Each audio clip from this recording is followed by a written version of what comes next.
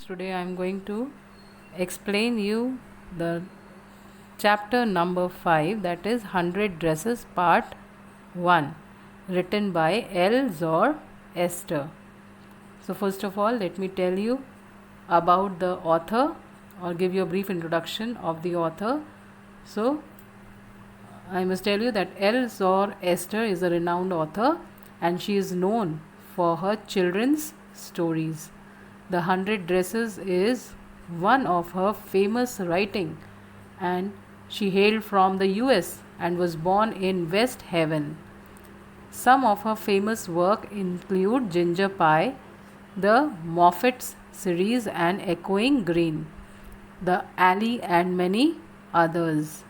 And she was awarded the Newbery Medal for her writing The Ginger Pie. Now let's start with the chapter. So before that, first we'll discuss the theme of the story.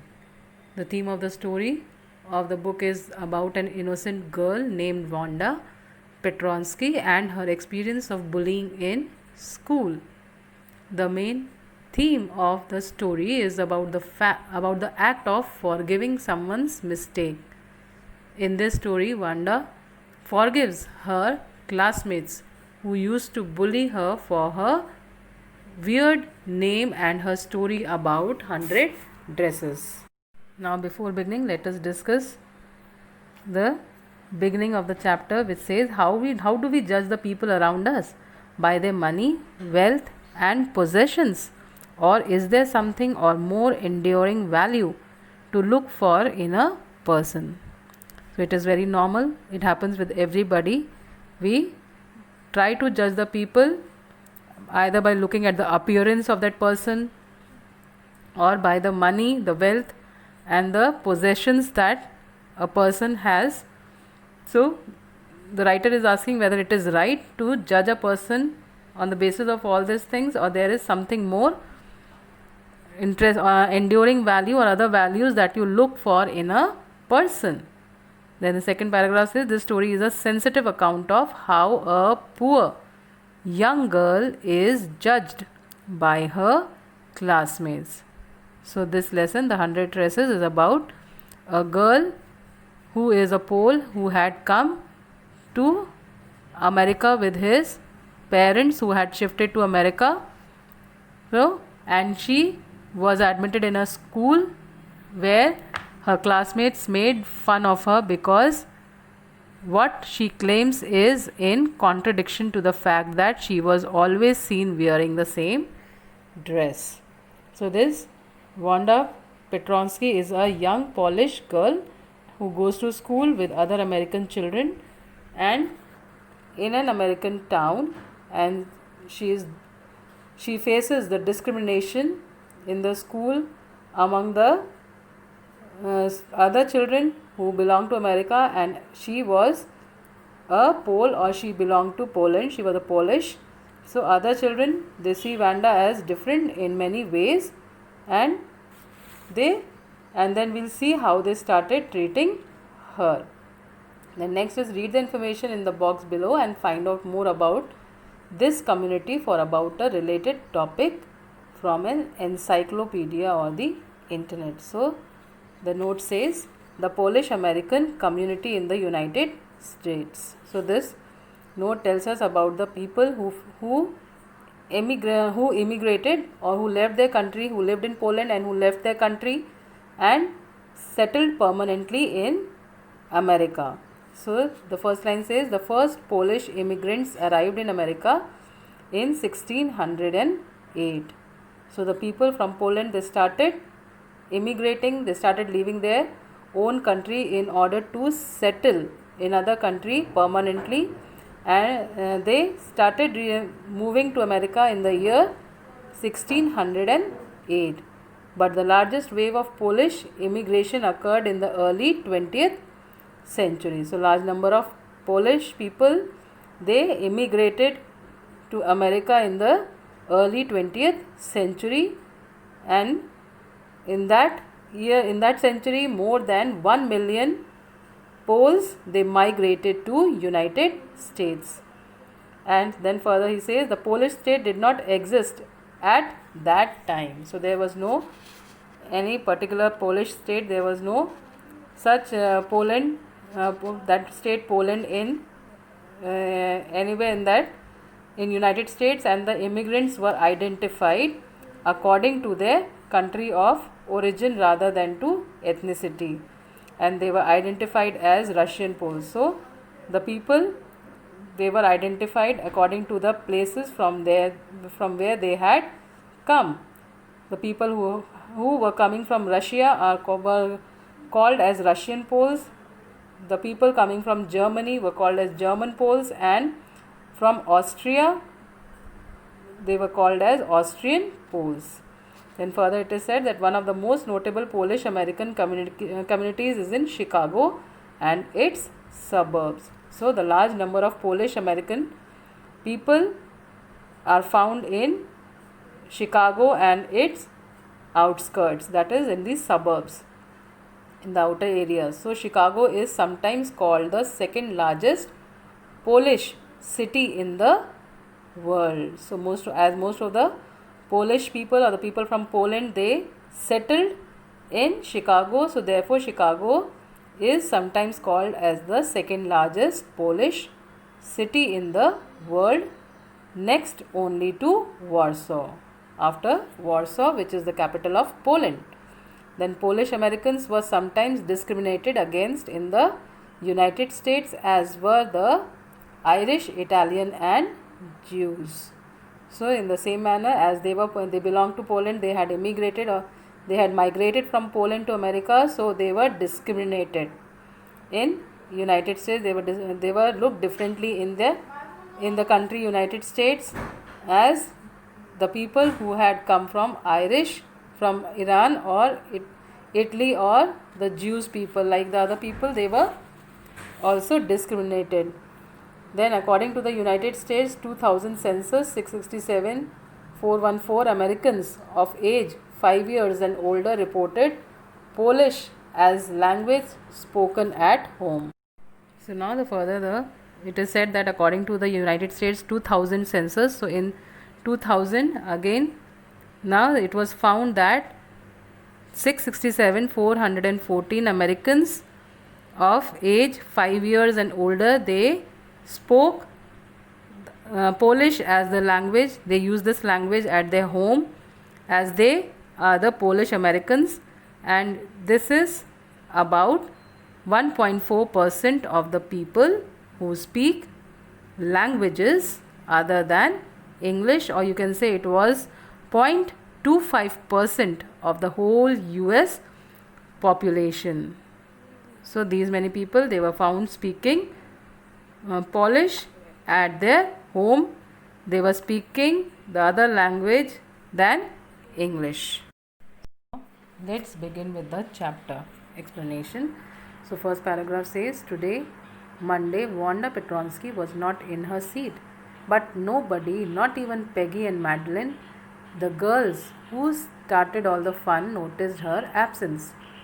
Usually Wanda sat in the seat next to the last seat in the last corner in room 13, and she sat in the corner of the room where the rough boys who did not make good marks sat, the corner of the room where there was most scuffling of feet. Scuffling of feet means noisy, or the dragging movement of the feet on the ground.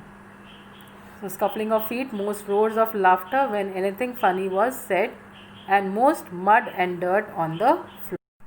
So it is said in this paragraph, it tells us about a girl named Wanda Petronsky, and the whole story revolves around this girl who was a Polish girl who had come from Poland, who migrated from Poland to America with her parents. So the whole story revolves around this girl and her classmates Peggy and Madeline, who made fun of her, and the plot of the story opens up on Monday, and on that day Wanda was absent. Nobody noticed her absence. Even Peggy and Madeline did not notice that she was not present. And these were the girls who always were teasing her, who always began all the teasing, and Wanda generally used to sit in the corner of the classroom where the weaker section of the boys or the students who were academically weak used to sit, and those boys were always making fun and laughing all the time, and were called as loud guys. And it was that part of the classroom which was the dirtiest. But then it is said that, and Wanda did not sit there because she was rough and noisy. On the contrary, she was very quiet and rarely said anything at all, and nobody had ever heard her laugh out loud. And sometimes she twisted her mouth into a crooked sort of smile, but that was all. So, in these lines, it is said that that part of the room where she sat, it was the dirtiest, as the boys used to make the floor dirty. They used to, because the shoes carried the mud, and they were always scuffling at the back. So that was the dirtiest part of the classroom. But Wanda, it is said that Wanda was not like those boys. But on the contrary, on the other hand, she was silent to the extent that nobody had ever seen her laugh. Also, nobody had heard her laughing. She was very quiet, and she was very much different from the boys or the students who sit in that corner where she sat. So now it is very strange that why she sat over there in that corner with those students, though she was not like them.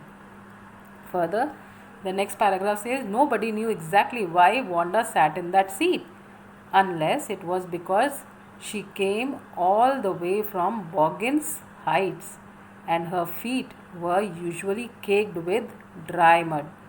But no one really thought much about Wanda Petronsky once she sat in the corner of the room. So, in these lines, it is said that since Wanda was nothing like those boys, she was very much different from those boys, no one ever understood that why she sat there. And there were only guesses that it is because she came from Boggins Heights, which is a place which is very far off from the school, and it is believed, or we can say that it is a place where all the Polish people settled. So she came from there, and her shoes were usually dirty with all the mud, as she came walking from there, and her shoes used to carry a layer of mud with them. So maybe because of this reason she might be sitting in that corner, and people hardly noticed her in the classroom as she was very much silent and all alone all the time. She was always sitting alone in every time, and she did not laugh also. She only used to give a crooked sort of a smile. Only that much she used to do. She never laughed loudly also. Nobody had heard her speaking or laughing loudly. Then the next paragraph says, nobody knew the time when they thought about Wanda was outside of school hours, at noon time, when they were coming back to school, or in the morning early before school began, when groups of 2 or 3 or even more would be talking and laughing on their way to the school yard. So in these lines it is said that it was only before or after the school hours, when the groups of kids used to wait for her, to make fun of her or to mock her, that they thought of her, and some used to wait even at the cost of getting late for school. The next paragraph says, the next day, Tuesday, Wanda was not in school either, and nobody noticed her absence again. But on Wednesday, Peggy and Maddie, who sat down front with other children who got good marks and who didn't track in a whole lot of mud, did notice that Wanda wasn't there. Peggy was the most popular girl in school. She was pretty. She had many pretty clothes, and her hair was curly. Maddie was her closest friend. The reason Peggy and Maddie noticed Wanda's absence was because Wanda had made them late to school. They had waited and waited for Wanda to have some fun with her, and she just hadn't come. They often waited for Wanda Petronsky to have fun with her. So, in these lines, it is said that the fact that Wanda was not present on Tuesday as well got unnoticed. Nobody noticed her absence on Tuesday even. But it was on Wednesday when Maddie and Peggy noticed her absence. It was only when they waited before school to make fun of her, but instead ended up getting late because she didn't show up. She didn't come only that day, and Peggy was the most famous girl who wore good and tidy clothes, and she sat with the toppers of the class, and no one ever got curious about why Wanda was no longer coming to school, and all they cared was they couldn't make fun of her. So they just looked for her only when they had to make fun of her, when they had to mock her. Only then they waited for her, and they realized that she was not coming since Tuesday she was absent. Monday also she didn't appear, Tuesday also she didn't appear, but on Wednesday they noticed that she was absent when they waited for her before the school to make fun of her. Then the next paragraph says, Wanda Petronsky, most of the children in room 13 didn't have names like that. They had names easy to say, like Thomas, Smith, or Allen. And there was one boy named Bounce, Willie Bounce, and the people thought that was funny, but not funny in the same way that Petronsky was. So in these lines it is said that Wanda was a Pole who had emigrated to America, so her fellow classmates thought that Wanda Petronsky was a strange name because they had simpler and easier American names, like the names given as Thomas, Smith, or Allen. So these were very simple American names, except there was a guy named Willie Bounce, and the children, they found the sound and they thought that sounded funny, but it was still lesser than Petronsky, the word Petronsky, and they found her name to be long and unfamiliar. This shows that those children didn't understand diversity, and whatever they did was done out of thoughtlessness. Then further, the next paragraph says, Wanda didn't have any friends. She came to school alone and went home alone. She always wore a faded blue dress that didn't hang right, and it was clean, but it looked as though it had never been ironed properly. Iron means pressed properly, so it was always found crushed. She didn't have any friends, but a lot of girls talked to her. Sometimes they surrounded her in the schoolyard as she stood watching the little girls play hopscotch on the worn hard ground. So first let's see to the hard words. The word didn't hang right means didn't fit properly, and hopscotch is a game in which children hop into and over squares marked on the ground. So in these lines it is said that Wanda was usually seen wearing a faded blue dress that did not fit her properly. Though clean, it used to look unironed and crushed and very ugly, and this shows that Wanda belonged to a poor family who could not afford too many dresses. Ironically, a lot of people talked to her, but she didn't have any friends because all of them talked to her in order to make fun of her.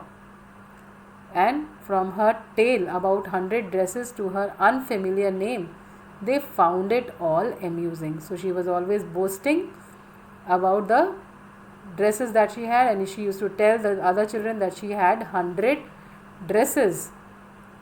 So not only the name, but her tales also were made fun of by the students, and they found it very amusing. And when she said to watch little girls she used to watch little girls play in the ground, and it was at that time other students surrounded her to mock her. So whenever she was standing alone, she was watching the girls play in the ground, the other students used to surround her just to make fun of her because of her tails and because of her unfamiliar name. Then further, the next paragraph says, Wanda, Peggy would say in a most courteous manner, as though she were talking to Miss Mason. Wanda, she would say, giving one of her friends a nudge. Nudge means a gentle push. Tell us, how many dresses did you say you had hanging up in your closet? Then further it says, 100, Wanda would say. 100, exclaimed all the little girls incredulously, and the little ones would stop playing hopscotch and listen. Yeah, 100, all lined up, said Wanda. Then her thin lips drew together in silence. What are they like? All silk, I bet, said Peggy. Yeah, all silk, all colors, velvet too. Yeah, velvet too. 100 dresses, Wanda would repeat stolidly, all lined up in my closet. And then they would let her go, and then before she had gone very far, they couldn't help bursting into shrieks and peals of laughter. So first let's see to the hard words that have appeared in these two paragraphs. The word nudge means a gentle push. Incredulously means showing unwillingness to believe. Courteous means polite or respectful. Stolidly means claim or dependable, and showing little emotion and animation. Shrieks means scream. Peals of laughter means loud noise of laughter. So here in these lines, it is said that with no intention of hurting her, Peggy used to ask the number of dresses Wanda has in a very polite and respectful tone. They made fun of her because they couldn't understand why she made up that story about 100 dresses. Why she boasted about her 100 dresses. Why she spoke of that when she didn't have. And they did all this while being ignorant of the fact that it could hurt her. And no one would believe her when she said that she possessed 100 dresses. And it is obvious, nobody would believe it.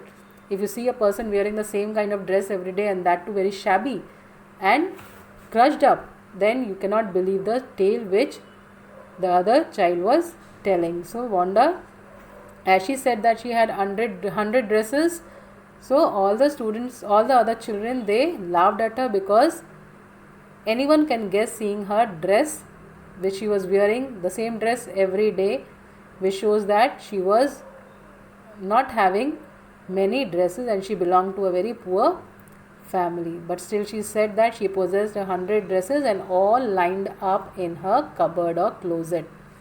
And as the other girls screamed in astonishment, the little girls would stop playing. The other girls who were playing hopscotch, they used to stop playing in order to see what was going on. So it created a scene over there. Then Wanda would affirm her queries that she had dresses made of velvet and silk too. And sadly, after she left, all of the other children, they used to laugh at her tale. So this is how they used to make fun of her. Then further, the next paragraph says, 100 dresses. Obviously, the only dress Wanda had was blue one. She wore every day. So why did she say she had 100? What a story. How many shoes did you say you had? 60 pairs. All lined up in my closet. Cries of exaggerated politeness greeted this. All alike. Oh no, every pair is different. All colors, all lined up. Peggy, who had thought up this game, and Maddie, her inseparable friend, were always the last to leave. And finally Wanda would move up the streets, her eyes dull and her mouth closed, hitching her left shoulder every now and then in the funny way she had, finishing the walk to school alone. So first let's see to the hard words in all these lines. The word exaggerated means overemphasize, and her Her eyes dull means having eyes wanting brightness or liveliness and vivacity. So it was hard to believe what Wanda said because the only dress she was seen wearing was the blue one, and that was faded, and no one was sure as to why she lied. And although they were teasing her, they were never rude to her, and thus in the same tone they continued asking her about the number of shoes she and she would say that she had 60 pairs of shoes, and each pair was different according to her. And it was Peggy's idea to embarrass her like that, though she, she used to spoke in a very polite manner. She was very polite to her. Peggy and Maddie, who were the inseparable friends, they were the last ones to leave school, while Wanda would go back all alone with her dull eyes and behaved in a very strange way. Then further, the next paragraph says, Peggy was not really cruel. She protected small children from bullies, and she cried for hours. If she saw an animal mistreated, if anybody had said to her, "Don't you think that is cruel way to treat Wanda?" she would have been very surprised. Cruel? Why did the girl say she had 100 dresses? Anybody could tell that was a lie. Why did she want to lie? And she wasn't just an ordinary person else. Why did she have a name like that? Anyway, they never made her cry. So in these lines, the meaning of the hard words like bullies means someone who hurts or frightens someone else, often over a period of time, and forcing them to do something that they do not want to do. And mistreated means to treat someone very badly. So in these lines it is said that Peggy was not the mean girl she had been portrayed as until now. So she is not as mean as she has been said in this chapter.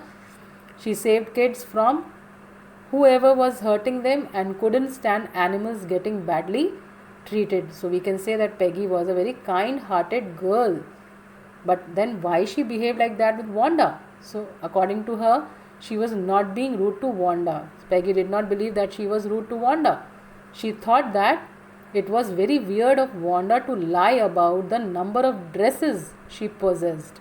And if anything was weirder, it was her name Petronsky, which was very unfamiliar name. No matter how much they teased Wanda, but they never made her cry. So unknowingly they just made fun of Wanda.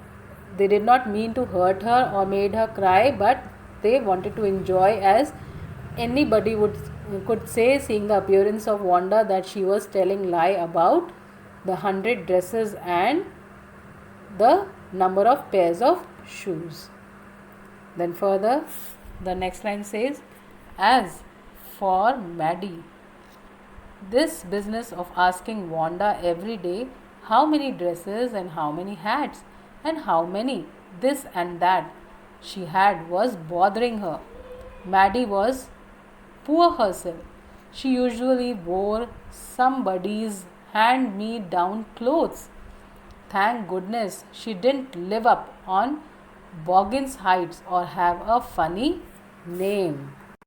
Now in these lines, hand-me-down clothes means clothes given by someone else. So in these lines it is said that Maddie did not like the idea of making fun of the number of clothes and accessories that Wanda possessed, not because she cared about her, but because she herself was as poor as Wanda, and she wore clothes that were given to her by someone else. But she was not as poor as Wanda. She did not live in Boggins Heights and did not even have a weird name like Wanda Petronsky. Then further, the next paragraph says, sometimes when Peggy was asking Wanda those questions in that mocking polite voice, Maddie felt embarrassed and studied the marbles in the palm of her hand, rolling them around and saying nothing herself. Not that she felt sorry for Wanda exactly. She would never have paid any attention to Wanda if Peggy hadn't invented the dresses game. But suppose Peggy and all the others started in on her next. She wasn't as poor as Wanda, perhaps, but she was poor. Of course, she would have more sense than to say she had 100 dresses. Still, she would not like for them to begin on her, and she wished Peggy would stop teasing Wanda Petronsky. So in these lines it is said that Maddie didn't feel